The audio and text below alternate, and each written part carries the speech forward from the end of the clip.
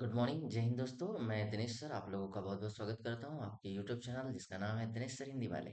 I hope आप लोगों को पिछला वीडियो समझ में आया होगा। आज उसी श्रृंखला को आगे बढ़ाते हुए हम लोग अगले लेखक की तरफ बढ़ते हैं जिनका नाम है वात्स्यायन। वात्स्यायन की अगर बात करें तो वात्स्यायन ने एक रचना लिखी है जिसका नाम है कामसूत्र। कामसूत्र में 36 अध्याय हैं जो 7 भागों में विभाजित है। कितने भागों में विभाजित है? 7 भागों में विभाजित है। वात्स्यायन एक प्राचीन भारतीय दार्शनिक भी थे और लेखक भी थे, जिन्होंने या जिन्हें उनकी प्रसिद्ध पुस्तक कामसूत्र के लिए जाना जाता है। कामसूत्र एक प्राचीन भारतीय ग्रंथ है जो मानव संबंधों, प्रेम और यौवन संबंधों पर केंद्रित है। याद रखिए इसका विषय वस्तु क्या है, तो विषय वस्तु भी यहाँ पर लिख रखा हुआ है।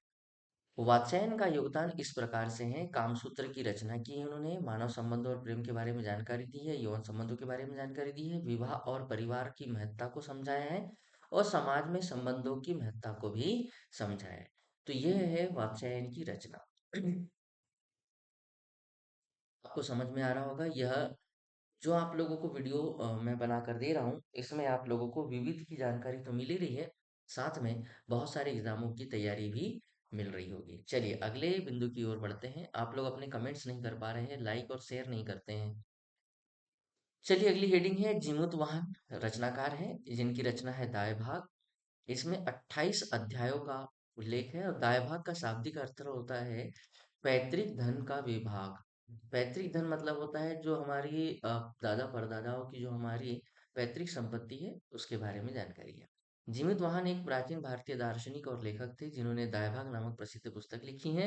दायभाग एक हिंदू हिंदू धर्म है जो वारिश और उत्तराधिकार के नियमों पर केंद्रित है। याद रखिए उत्तराधिकार कौन रहेगा और किसके बारे में, मतलब पैतृक संपत्ति किसको मिलनी चाहिए उसके बारे में यहाँ पर उल्लेख किया है। अगली रचनाकार की तरफ बढ़ते हैं और अगले रचनाकार है प्लिनी।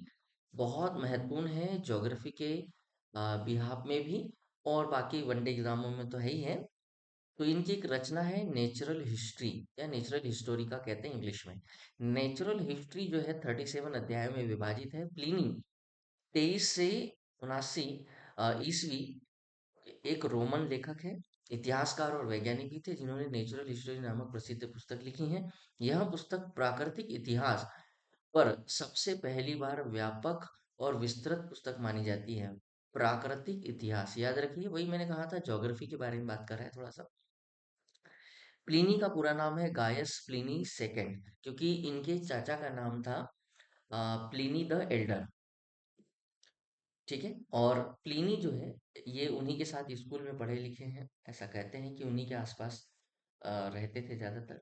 नेचुरल हिस्ट्री में बताया गया है कि पृथ्वी और ब्रह्मांड की उत्पत्ति कैसे हुई, जीव जंतु और पादपों की विविधता क्या है, खनिज और धातुओं की खोज कैसी हुई है, मानव शरीर और स्वास्थ्य के बारे में विभिन्न देशों और संस्कृतियों का वर्णन भी इस बुक में देखने को मिलता है।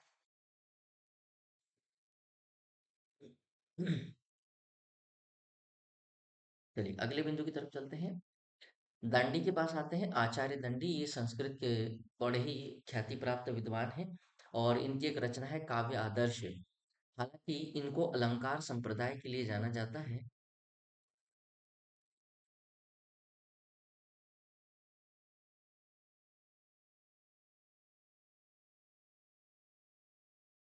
इसके लिए जाना जाता है अलंकार संप्रदाय के लिए। परंतु इसके अलावा काव्य आदर्श के अलावा इनकी कुछ रचनाएं और है, जैसे दस कुमार चरितम जो कि एक गद्य काव्य है, और अवंती सुंदरी कथा। याद रखिए केवल दस कुमार चरित पढ़ने से या चरित पढ़ने से या अवंती सुंदरी सिर्फ पढ़ लेने से काम नहीं होगा, काव्य आदर्श को भी पढ़ना पड़ेगा। आचार्य दंडी इन्होंने अलंकार को परिभाषित करने का प्रथम प्रयास किया था। देखो मैंने कहा ही यहाँ कि ये अलंकार संप्रदाय के कवि हैं।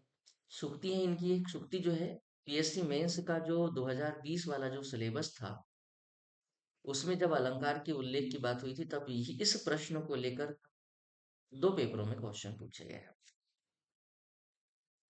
PSC mains. जैसे कि आप लोगों को पता ही होगा और नहीं भी पता है तो मैं बता देता हूँ कि जब मैं 2020 में पीएससी मेंस पढ़ाना शुरू किया था नए सिलेबस को लेकर, तो उस समय अलंकार को लेकर लोगों के मन में बड़ा ही डाउट था, संदेह था कि सर कैसे क्वेश्चन होंगे, क्या होंगे? पर जब मैं नोट्स कंप्लीट करके दिया और पूरा पढ़ा कर दिया, तो मेरे नोट्स से मुझे नहीं लगता कि कोई भी चीज़ बाहर थी। सब कुछ उस नोट्स में शामिल था। ठीक है, जिसमें कि धर्म का मतलब भी पूछा है तो गुण से है। रचना जो है इनकी काव्य आदर्श में अलंकारों की संख्या 35 बताई, जो एक कविता और अलंकार की पुस्तक है। इन्होंने संस्कृत साहित्य में उनके योगदान के लिए कवि शेखर की उपाधि से नवाजा गया है। ये एक नया क्वेश्चन और जानने को मिल गया। अगले रचनाकार की तरफ चलते हैं, बाणभट्ट। ये बहुत ही प्रसिद्ध नाम है क्योंकि अब ये दरबारी कवि कहलाएंगे। कौन थे ये? दरबारी कवि थे। दरबारी का मतलब होता है कि जिस शासक के दरबार में रहकर उन्होंने काव्य रचनाओं को पूर्ण किया हो या काव्य रचनाएं लिखी हैं। बाणभट्ट द्वारा लिखित रचना जो है कादम्बरी बड़ी फेमस रचना है, जो कि संस्कृत साहित्य का एक महान उपन्यास है। याद रखिए, उपन्यास है।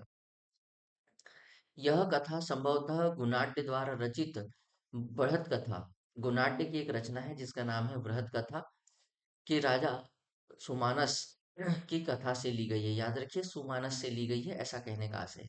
कादंबरी में एक काल्पनिक कथा है। काल्पनिक कथा का मतलब होता है इसके अंदर कहानियों के अंदर कहानी चल रही होती है, जिसमें एक चंद्रपीड़ तथा पुंडरीक के तीन जन्मों का उल्लेख है। याद रखिए, पुंडरीक और चंद्रपीड़, है ना।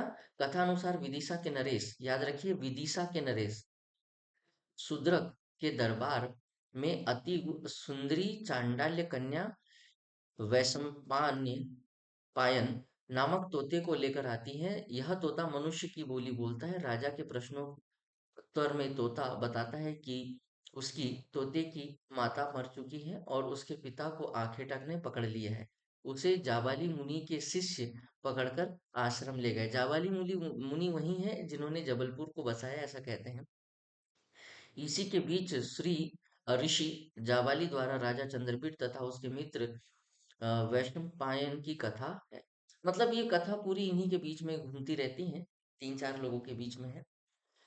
दरबारी किसके थे? क्वेश्चन अक्सर आता है कि बाणभट्ट किसके दरबार थे या दरबारी में थे? तो थानेश्वर के वर्धन वंश के शासक हर्षवर्धन, जो कि फिर बाद में कन्नौज चले गए थे। बाद में ये कहाँ चले गए थे? कन्नौज। थानेश्वर में तो जब इनके पिता वगैरह थे उन्होंने राजधानी बनाई थी, उसके बाद वर्धन वंश की। फिर उसके बाद हर्षवर्धन जो थे वो कन्नौज की तरफ कूच कर जाते हैं और दरबारी कवि कहलाते हैं किसके? हर्षवर्धन। अब जब उस उनके दरबार में रहेंगे तो उनके बारे में भी कुछ ना कुछ लिखेंगे। तो इनकी एक टाइटल है, उपाधि है, जिसका नाम है शब्दों का शिल्पी। शब्दों का शिल्पी का मतलब होता है तुरंत शब्दों को गढ़ देना, बना देना। आइए, कल एक ट्रिक बताई थी, आज एक और ट्रिक बताता हूँ। बाणभट्ट की रचनाओं को लेकर बड़ी ही प्यारी सी रचना है बाणभट्ट की। और बाणभट्ट की रचनाओं को लेकर ट्रिक ये है कि बहका,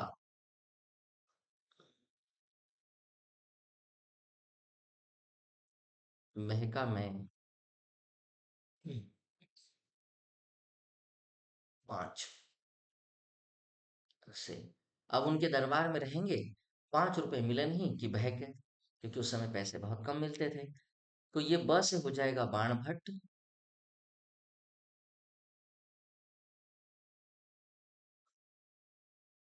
और हर्ष के दरबारी थे ये।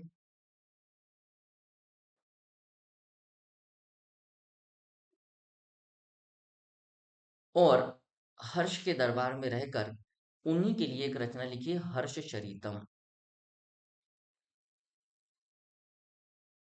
हर्ष चरितम।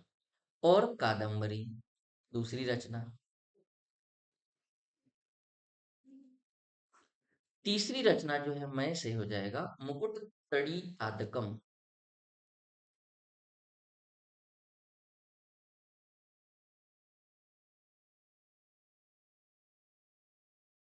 मुकुट तदी तादकम। और इससे हो जाएगा पार्वती परिणय।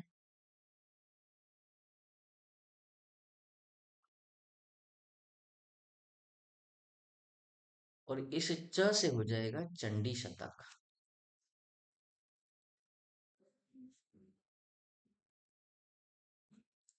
ये है रचनाएं चंडी शतक।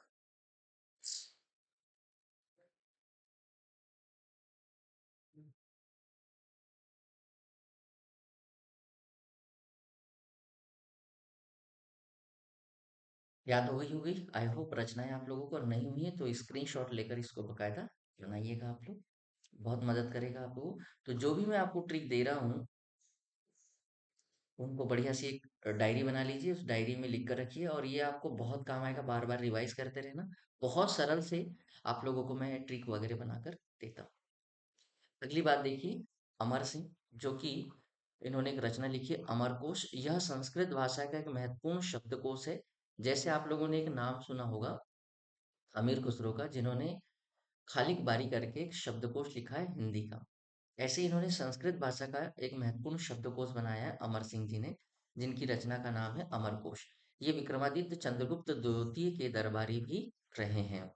ठीक है, चलिए याद हो गया होगा रचनाएं, बहुत आसान सी हैं। चलिए फिरदौसी के पास चलते हैं। फिरदौसी की रचना है शाहनामा। शाहनामा एक ऐसी रचना है, ऐसा कहते हैं कि इन्होंने अपनी पूरी जिंदगी लगा दी इसको लिखने में।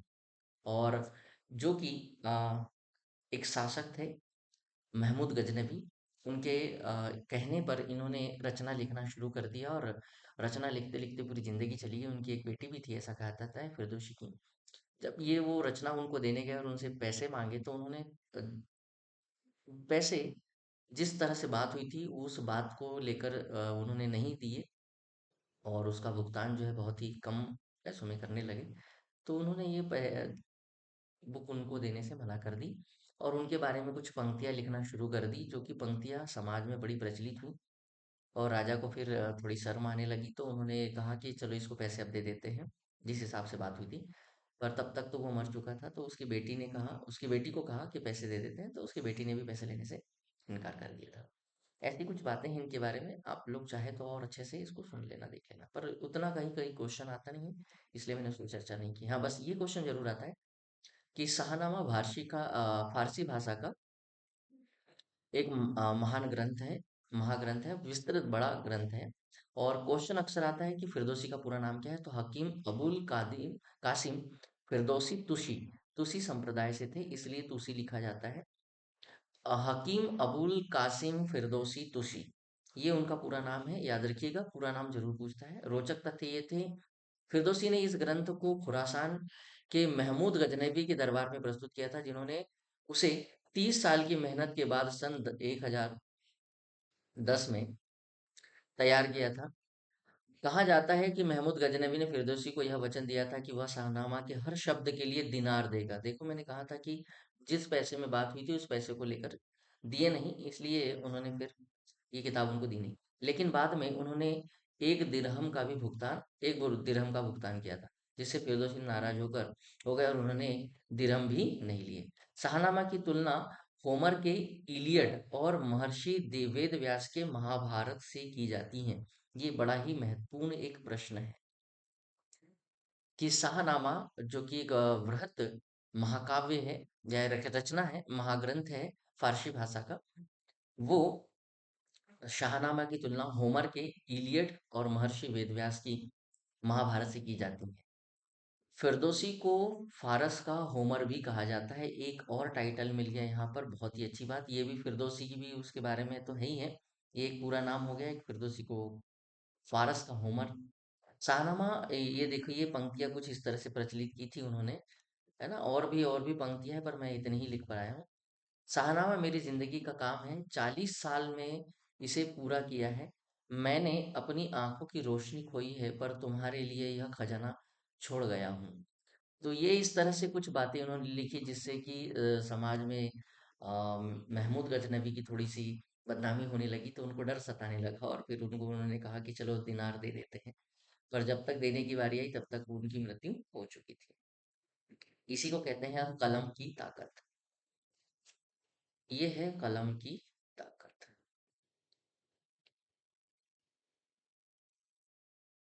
ठीक है, चलिए। तो ये थे फिरदौसी। अब इसके बाद जो है आपको अगली रचनाएं के बारे में कल पढ़ाऊंगा। आज के लिए इतना ही। आई होप आप लोगों को चीज़ें समझ में आ रही हो, और जो भी ट्रिक्स वगैरह दे रहा हूँ कृपया उनको अच्छे से कॉपी में नोट करके रख लीजिए और वीडियो को शेयर कीजिए, लाइक कीजिए और ज़्यादा से ज़्यादा दोस्तों तक पहुँचाइए, ताकि वो लोग भी इस तरह की रोचक जानकारी और संपूर्ण जानकारियों से अपने आप को अवगत करा सके और अपनी तैयारी को बेहतर बना सके। जय हिंद, जय भारत।